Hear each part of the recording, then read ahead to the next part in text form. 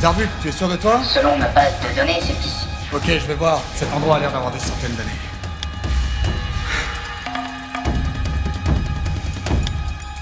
Zarbut, je crois que j'ai trouvé. Merveilleux, capitaine. Oh oui. Vas-y, allez, viens, oui. Zarbut, c'est quoi ça? Il s'agirait d'un appareil destiné à se masser le visage. Les gens avaient des pratiques bizarres.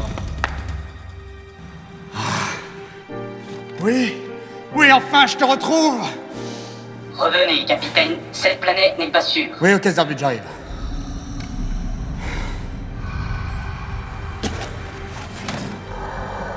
Oh putain. Putain de bordel d'enculé de sa mère.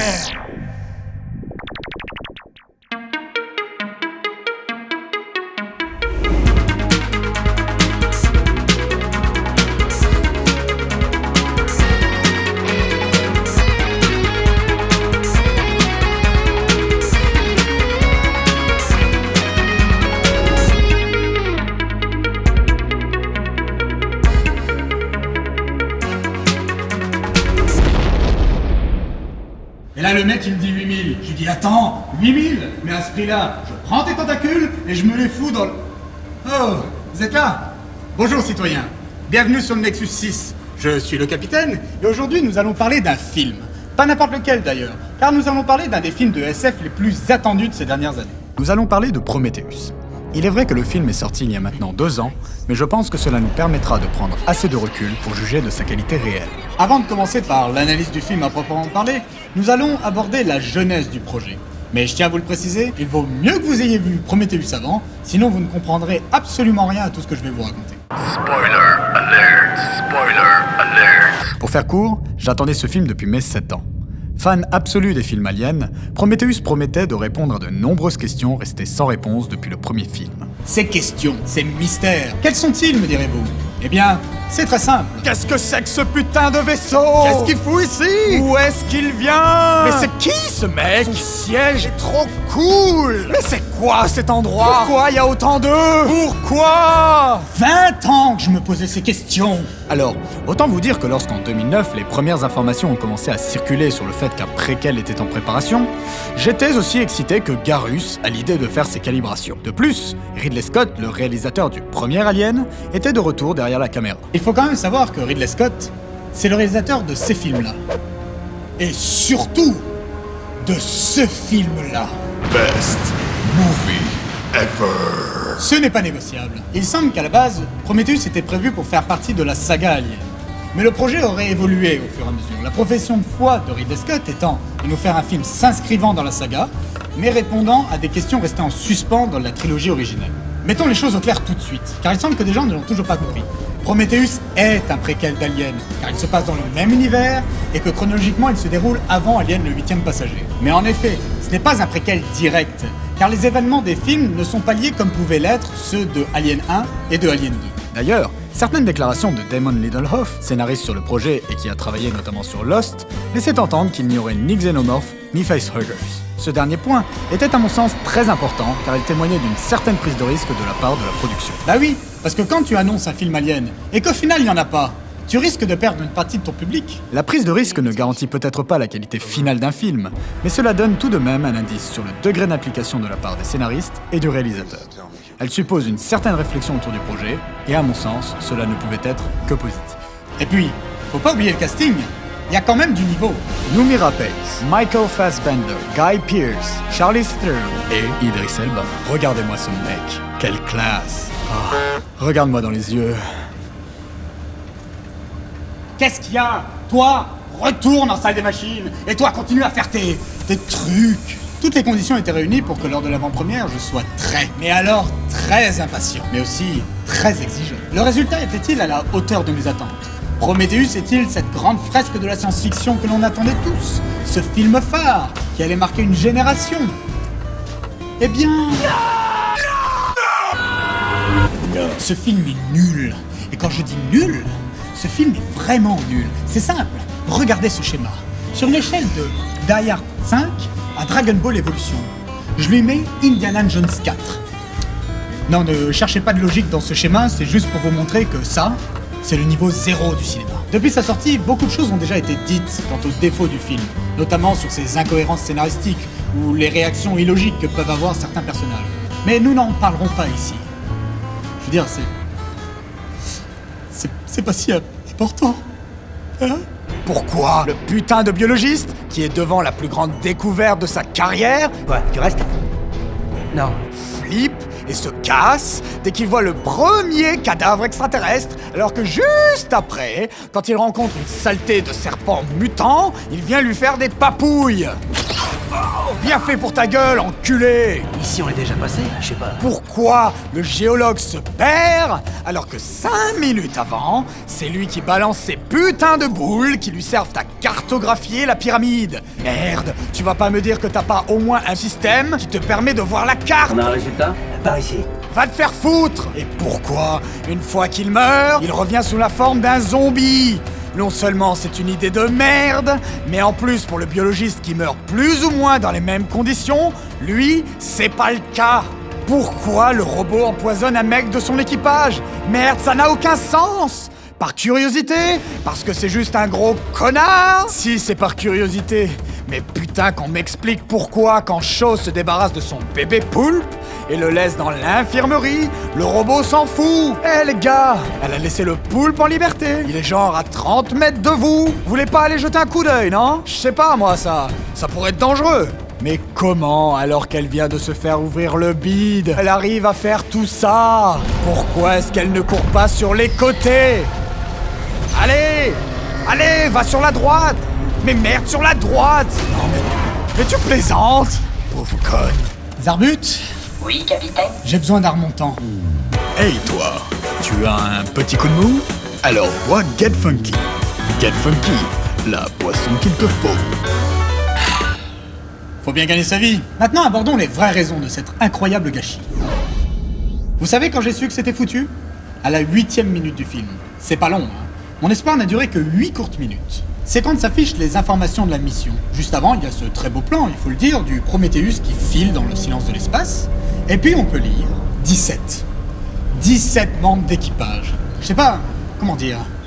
C'est complètement con! Ce paramètre, qui pourrait sembler tout à fait anodin, est au contraire déterminant pour l'ambiance générale du film. Prenons en exemple le premier Alien. 7 personnages principaux, chacun bien identifié et identifiable, interprétés par de bons acteurs. Des acteurs qui ont des gueules, des tronches dont on se souvient, loin des canons de beauté que l'on nous impose aujourd'hui. Mais c'est un autre débat. On sait quel est leur rôle au sein du vaisseau, et le film peut s'attarder un minimum sur chacun d'entre eux afin que l'on s'y attache. Même chose dans Alien le Retour.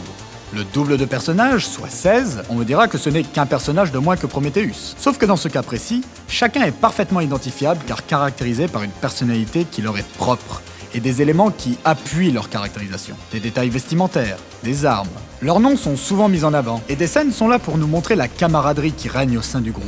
C'est un travail qui n'a pas été fait sur Prometheus. Par exemple, il y a 4 mercenaires dans l'équipage et 4 mécaniciens. On ne les voit jamais, si ce n'est en arrière-plan. Rien ne les différencie réellement car ils portent tous la même combinaison. Et de toute façon, dans Alien 2, la moitié de l'escouade meurt au bout de 30 minutes de film, ce qui au final renforcera notre attachement envers les survivants. Et là, qu'est-ce que nous avons? 17 personnages. 18 si on compte le vieux Wayland. Le film dure 2 heures. Dans ces conditions, je sais déjà que certains ne sont là que pour mourir, que je vais me foutre royalement de ce qui arrive à la majorité d'entre eux. D'ailleurs, le film ne nous le présente que très peu, voire pas du tout pour certains. Je te mets sans crédit que c'est une étude en terraformation. Les 2 copilotes du vaisseau. Ils n'apparaissent que 4 fois, et à chaque fois très rapidement. Ils n'ont qu'un seul fil conducteur, un pari qu'ils font au début du film. C'est tout, c'est le seul sujet qui les définit. Un pari. On ne sait pas qui ils sont, ce qu'ils pensent de tout ce qui se passe dans le film, rien. T'avises pas d'oublier que notre pari est encore ouvert. T'aurais tort. Par contre, à la fin, lorsque le capitaine décide de se sacrifier afin d'empêcher les ingénieurs d'atteindre la Terre, les mecs choisissent de se sacrifier avec lui, alors qu'ils ont la possibilité de partir. Sans aucune raison. Ah si! Sauf votre respect, commandant, vous ne valez rien comme pilote. Et un peu d'aide, ce sera pas du luxe. Mais quelle explication de merde! Non mais sérieux! Vous vous suicideriez pour une raison aussi naze? Messieurs, la Terre est en danger, et pour la sauver, nous allons nous écraser sur ce vaisseau. Vous pouvez partir dans les capsules de sauvetage. Vous n'y arriverez jamais tout seul? Vous êtes bien trop mauvais au billard! Ah oui, c'est vrai!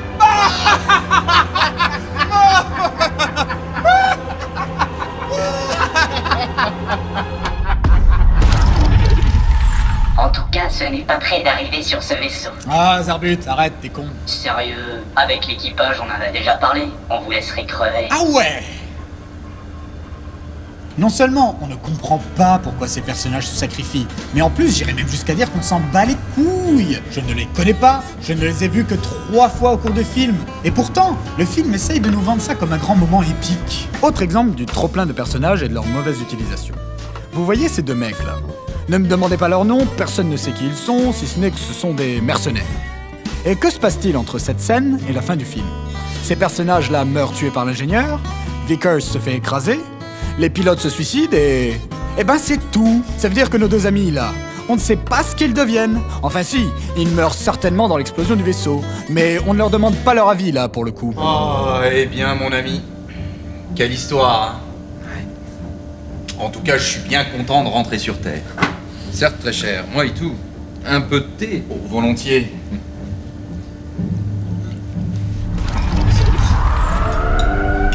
Que se passe-t-il?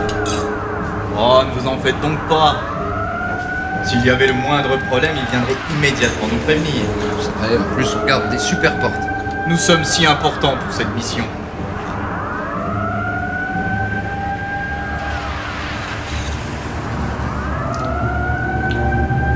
Mais sinon... Mais c'est quand même incroyable. Ça veut dire que même les scénaristes se foutent royalement de ce qui arrive à certains de leurs personnages. Ils les ont tout simplement oubliés. Et ces personnages n'ont servi à rien dans l'histoire. Allez, on continue. Un petit rappel sur l'histoire s'impose. En introduction du film, nous voyons un ingénieur seul sur une planète vierge que l'on devine être la Terre. Il ingère un liquide étrange qui aura pour effet de le tuer dans d'atroces souffrances. Son corps sombre dans l'eau et s'y dissout.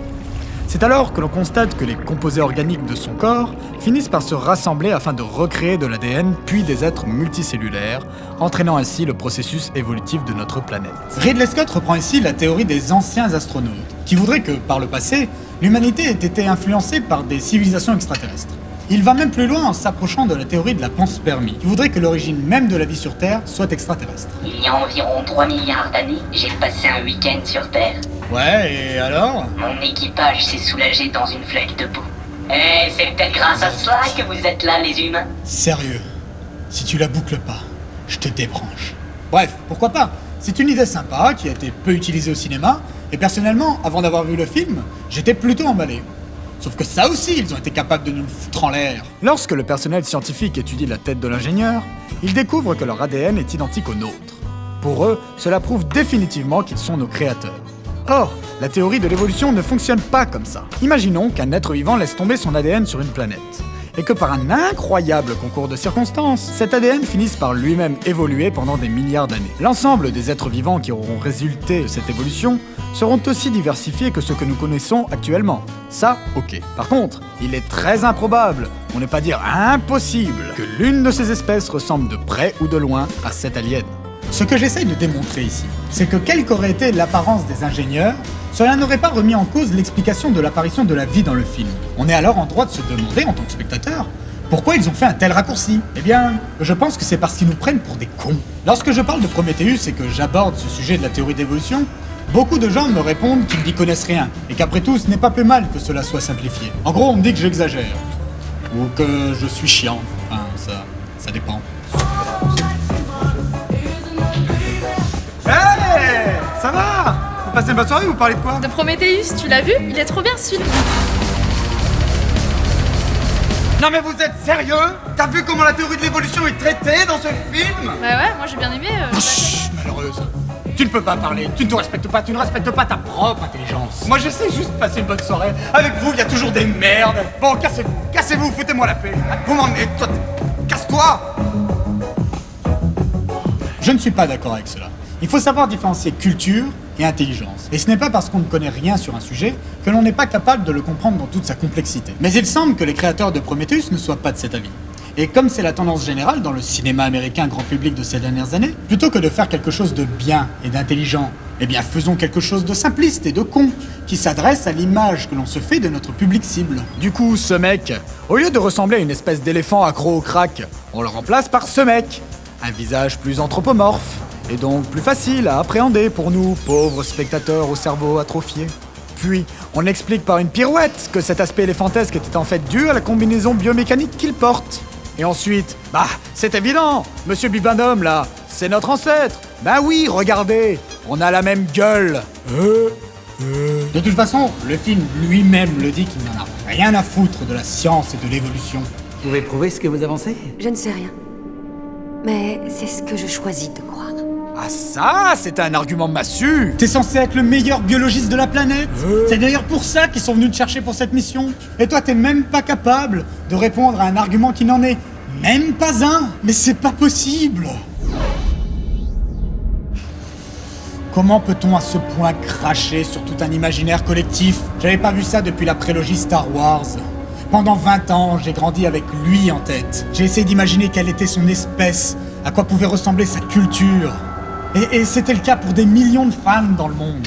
Fan de l'univers Lovecraftien qui pour moi correspondait tout à fait à l'ambiance que l'on retrouvait dans le vaisseau du premier film, je m'imaginais des êtres infiniment supérieurs, effrayants, que la logique humaine ne pourrait même pas réellement appréhender.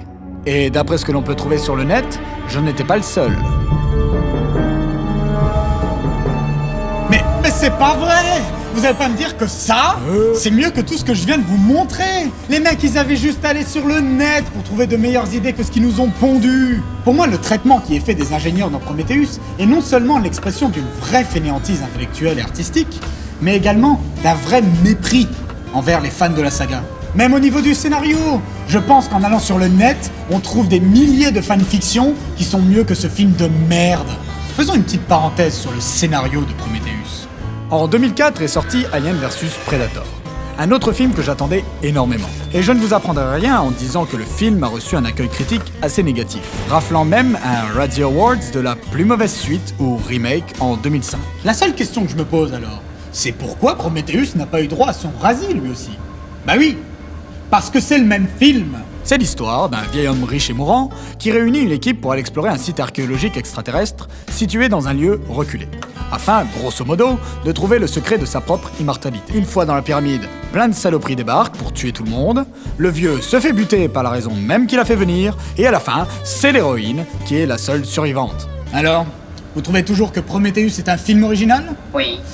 Oh putain, je t'avais pas vu. Oh putain, je vais me le faire. Ridley Scott est le père d'Alien. Il a réalisé le premier film après. Mais par la suite, l'univers s'est étendu avec 3 films. Or, ces 3 films ont apporté de nombreux ajouts au mythe de la créature, donnant ainsi un aspect cohérent à son espèce. Ce que le premier film nous apprend sur les aliens, c'est qu'elles sont en fait une forme de vie créée, ou tout du moins cultivée, artificiellement par les ingénieurs, destinée à être utilisée comme arme biologique. Ça bouge. Cela n'est pas dit explicitement, mais c'est ce que l'on peut comprendre implicitement du fait des nombreux œufs stockés dans la soupe du vaisseau. Leur mode de reproduction se fait ainsi. D'un œuf sort le facehugger, qui une fois qu'il a trouvé une victime, pond un œuf dans son corps. Le parasite, appelé chestbuster, finira par sortir de la cage thoracique de son hôte, afin de grandir et de semer la mort et la désolation. Dans le deuxième film, James Cameron apporte un nouvel élément, la reine alien. Celle-ci pond les œufs et le cycle est le même. Cela ne va pas à l'encontre de l'origine artificielle des aliens du premier film, il nous suffit juste de supposer que les ingénieurs, au lieu de créer les œufs, créent en fait des reines pour les obtenir. Le troisième film, de David Fincher cette fois, nous apprend que les parasites aliens prennent les caractéristiques de leur hôte lors de leur développement. C'est pourquoi le xénomorphe de ce film est plus fin et plus rapide, puisqu'il s'est développé dans un chien et non dans un être humain. Et le 4e film ne nous apprend rien. Qu'est-ce que t'en penses? T'as un truc sur la gueule.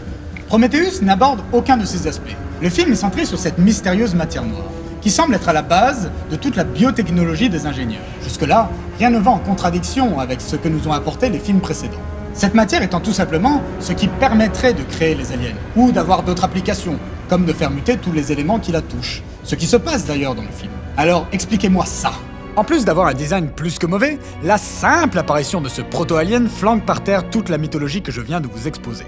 Ce que Prometheus nous dit, c'est que maintenant, homme contaminé par matière noire couche avec femme, femme tombe enceinte d'un poulpe qui contamine un ingénieur, et ça donne un ersatz d'alien complètement naze. Pourquoi ils ont fait apparaître ce truc à la fin, bordel? Les studios, les producteurs et certains réalisateurs ne comprennent pas ce que veulent leurs fans. Je suis persuadé, et c'était mon cas, qu'ils ne voulaient pas forcément qu'il y ait un alien dans le film. En tout cas, pas si son apparition remettait en cause toute la mythologie autour de la créature. On ne veut pas voir des références et des clins d'œil toutes les 5 secondes. On veut un film, un vrai, qui ait son propre univers et qui crée ses propres références. Ce qui me déçoit le plus dans cette histoire, c'est que Ridley Scott ait fait marche arrière là-dessus. Il avait dit qu'il n'y aurait pas d'alien dans le film. Il y avait là un parti pris scénaristique fort et une réelle prise de risque. En faisant apparaître cette créature au pire moment, le dernier plan du film, il nous laisse avec une impression de trahison immense, dont personnellement, je ne me suis toujours pas remis. Aujourd'hui, il ne reste plus qu'à espérer que Prometheus 2 redresse la barre. Et aussi que Ridley Scott arrête de saccager les grands moments du cinéma.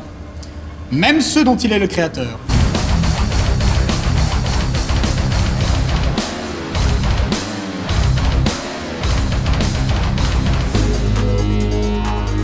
Vous allez en faire quoi, capitaine? Eh bien, Zarbut, je pense qu'il ne reste plus qu'une seule solution. Éjection de l'objet, Zarbut. Allez, tous au poste du combat. Et feu. Capitaine, nous n'avons plus de munitions depuis 2 semaines. Mais putain! T'as encore inversé les positronneurs, abruti! Voilà ce qui se passe, espèce d'enculé! C'est toujours comme ça, j'en ai ras le cul! Tu m'emmerdes! Tu passes ton temps à la ramener! Tu passes ton temps à la ramener!